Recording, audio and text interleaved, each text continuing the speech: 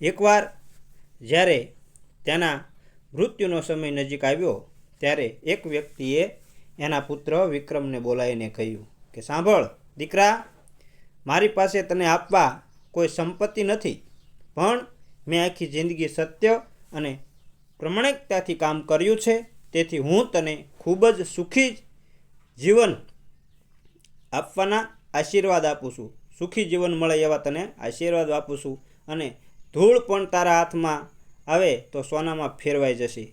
વિક્રમે માથું નમાવ્યું અને એના પિતાના પગને સ્પર્શ કર્યો.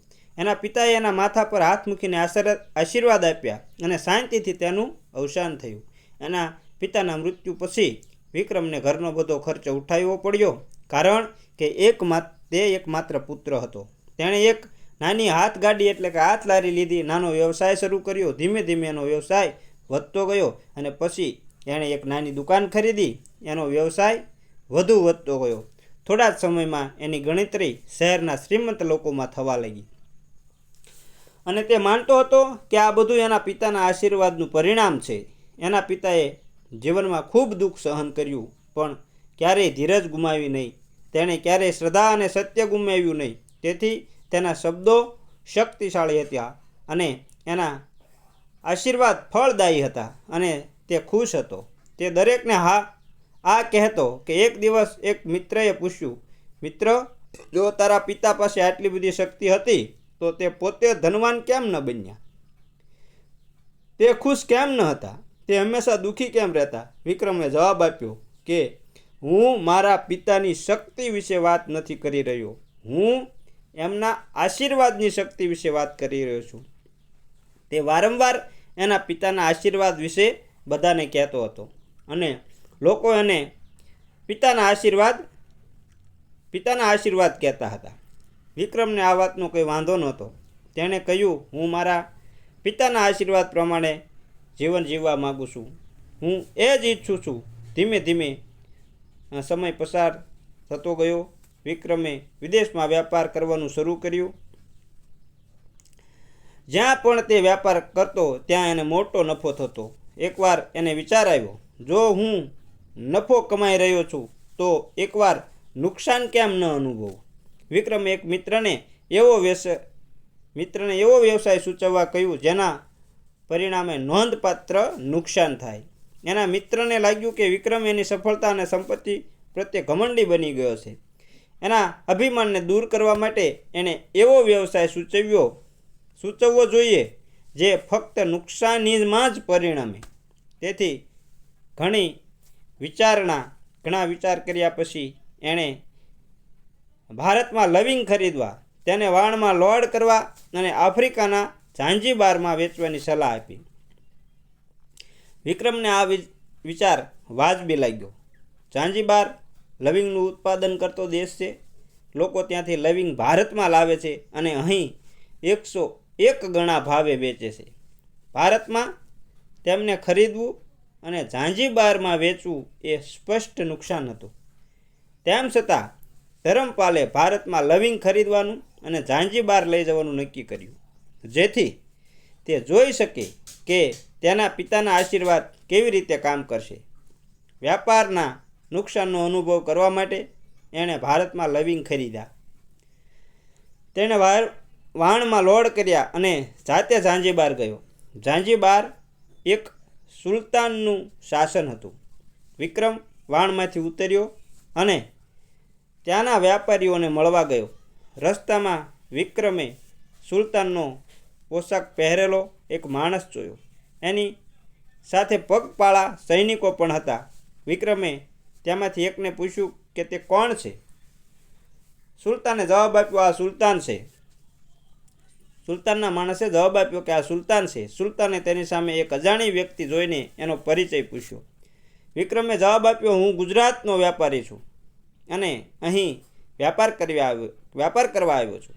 સુલતાને તેને વ્યાપારી સમજીને એની સાથે આદરપૂર્વક વર્તન કર્યું અને તેની સાથે વાતચીત કરવાનું શરૂ કર્યું.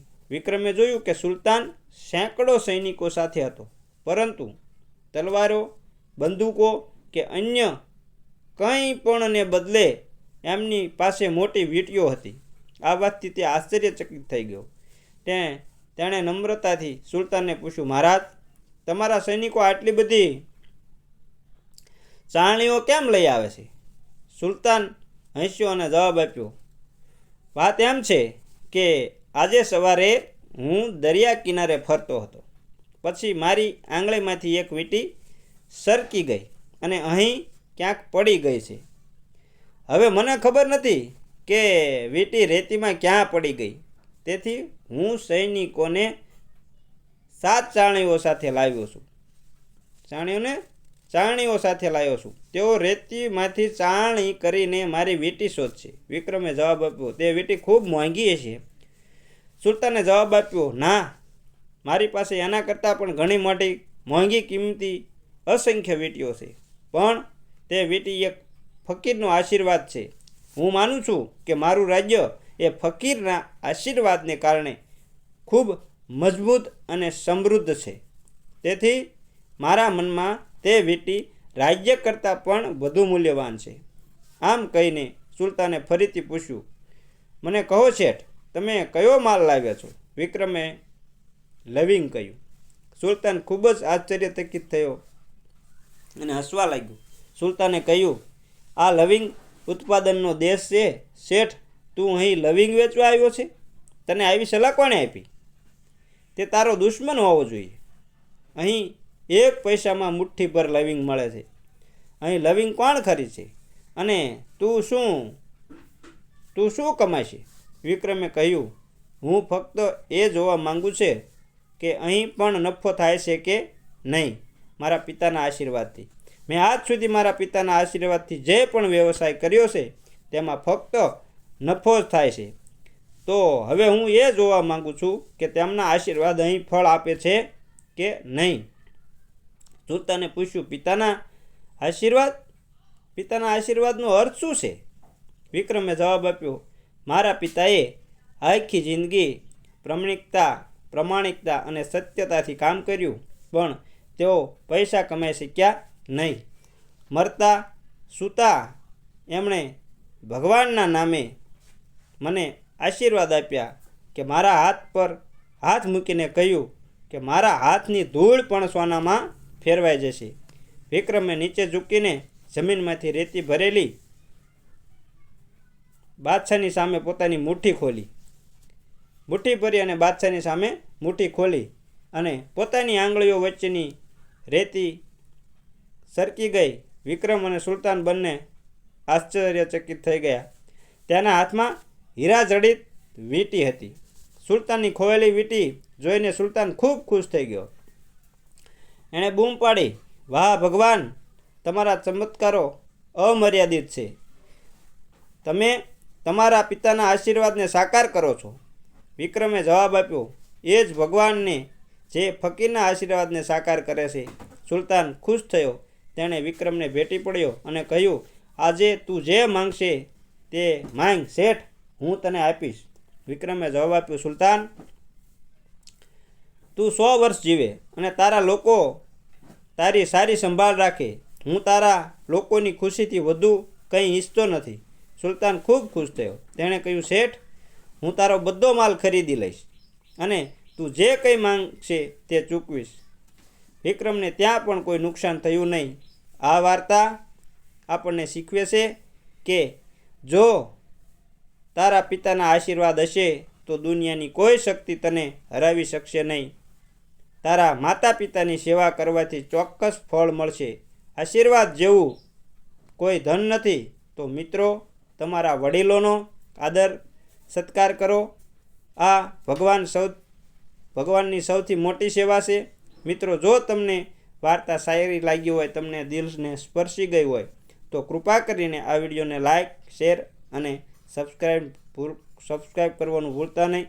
જો તમે પહેલીવાર ચેનલની મુલાકાત લઈ રહ્યા હો, ચેનલ ઉપર પહેલીવાર હોય, તો કૃપા કરીને ચેનલને સબસ્ક્રાઈબ કરી લેજો.